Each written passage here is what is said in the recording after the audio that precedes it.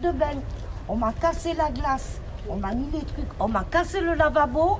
Un toit pour tous m'a répondu, c'est à vous à mettre la planche, la vitre et le lavabo. Non, je ne suis pas d'accord, c'est pas moi qui ai cassé. Ma fuite qui a eu, il y a 10 ans que j'attendais, c'est que ça venait urgent là. Ça commençait à prendre partout. Non. C'est pas toi. C'est pas moi. Le petit de la dame, là, est venu me casser mon mur pour me réparer ma plomberie. Vous trouvez normal? Vous appelez le gardien, il vous répond jamais. Juste une parenthèse. Jamais. Juste une parenthèse pour finir pour M. Becker. C'est dommage qu'il ne soit pas là, mais s'il vous plaît, on ne veut plus en entendre parler de vous. Parce qu'il a méprisé. Un ou l'autre, il y en a jusqu'à la fin de crise, il nous a plus méprisé. Et c'était une mauvaise fois. Comment? Ce n'est plus M. Becker. Oui, mais il est dans d'autres quartiers et je les plains, les autres personnes. Mais Romuald, il ne vient pas non plus. Il ne vient pas, Romuald, non plus. Donc la moisissure qui était là, ça c'était en quelle année ça? 94, 95, un truc comme ça. La salle de bain? Oh là là, d'accord. Voilà, dans quoi on vivait. Ça veut dire que ça, c'était en quelle année? 94? Oui. 94, 90... Attendez, non. 2000. 2000. D'accord. Et ça veut dire qu'aujourd'hui, la situation n'a pas beaucoup changé? Non, elle n'a rien changé.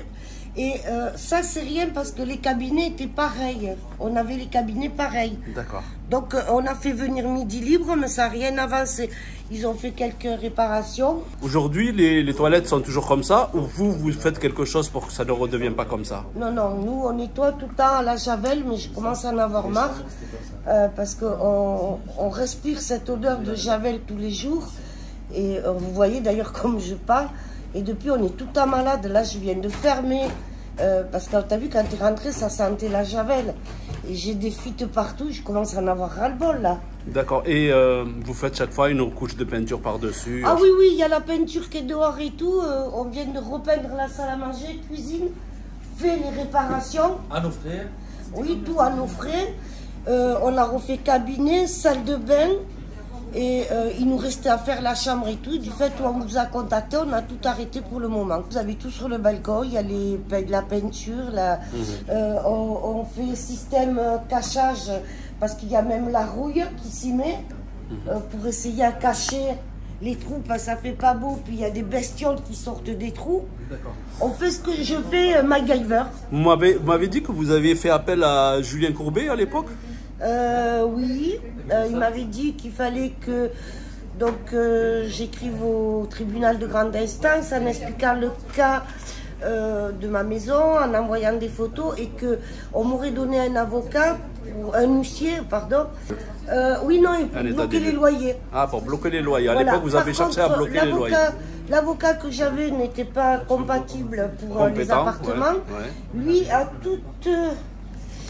tous les papiers. Comme quoi on avait fait des prélèvements, qu'on avait des champignons dans la salle à manger, on a l'hygiène de la mairie, on a une autre hygiène aussi qui était venue, je ne sais plus, qu'on a payé de notre poche. Ce temps-là, c'était 500 francs qu'on a payé pour les prélèvements. Et donc tout ça, mon avocat doit l'avoir, avec plus des photos qu'on avait de la maison dans l'état où elle était. Donc vous pouvez me dire depuis quelle année vous habitez dans ce logement? Est-ce que vous êtes les premiers à être rentrés dans ce logement ou oui, il y avait d'autres? Je suis la première, j'habite ici depuis novembre 92. À la livraison? À la livraison. Ils ont été livrés en août 92 et moi je suis rentrée en septembre 92. Super. Et vous avez des enfants qui étaient en garçons, bas âge? J'ai 4 garçons. J'ai un gamin, il avait 3 ans, Jimmy, qui a été dans le coma parce qu'il a eu une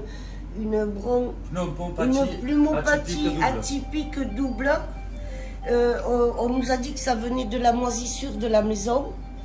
On a fourni des papiers, on a tout fourni, mais ça, on nous a dit, presque on nous a fait comprendre qu'ils s'en foutaient. Et on n'a jamais eu de... Donc j'ai eu un avocat qui m'a mal conseillé en me disant de garder mes loyers, de ne pas payer les loyers. C'est pour ça qu'après j'avais fait appel à Julien Courbet. Donc lui il nous a mis un peu dans le white. On s'en est sorti parce que la preuve on en est là. Hein. D'après le tribunal on devait être expulsé un mois après la sentence. Et on est toujours là puisqu'on a tout payé, on a tout remboursé. Nos loyers depuis 20 ans sont à jour et on donne presque 700 € par mois. Si je comprends bien, en fait, vous avez suspendu les loyers et suite à ça, un temps pour tous a voulu vous expulser. Après le tribunal, oui. D'accord. Voilà. Donc là, j'ai toutes les preuves comme quoi mes loyers sont tous à jour depuis presque 20 ans. Hein. Jimmy, je monte avec Jimmy dans sa chambre, il faut voir l'état de sa chambre.